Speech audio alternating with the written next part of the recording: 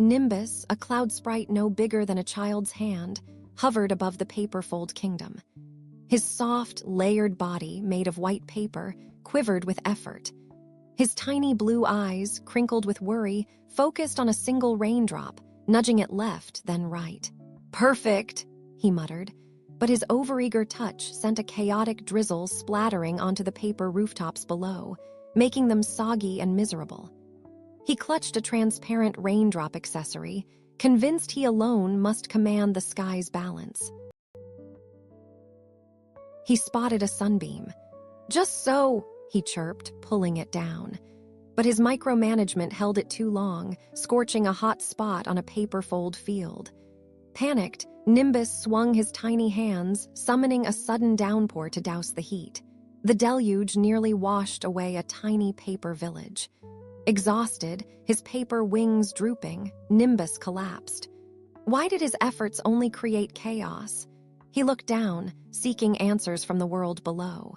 Far beneath him, he saw mighty Morwen, the ancient mountain, standing unshakably calm amidst his weather tantrums. And rippling Rowan, the river, gracefully flowing around every obstacle without resistance. Their tranquility stood in stark contrast to his own turmoil, sparking a flicker of curiosity in his worried eyes. Inspired by the distant mountain and river, Nimbus decided he would try their way.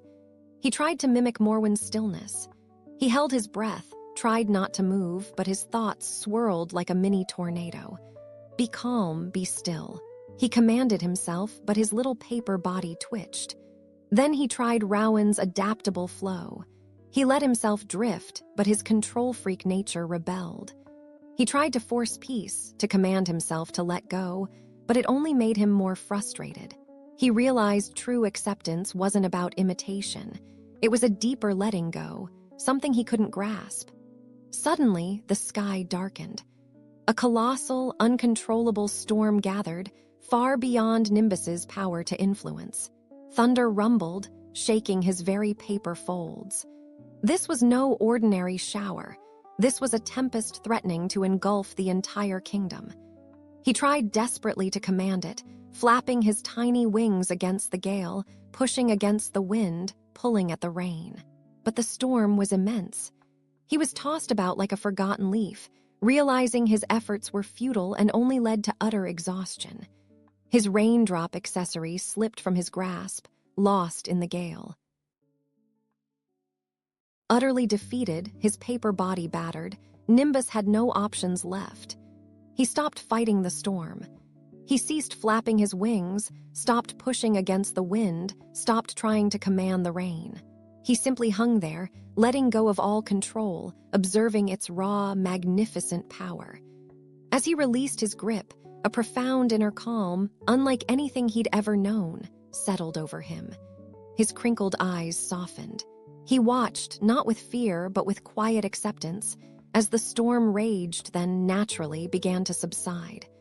The dark clouds parted, clearing into a beautiful, balanced sky.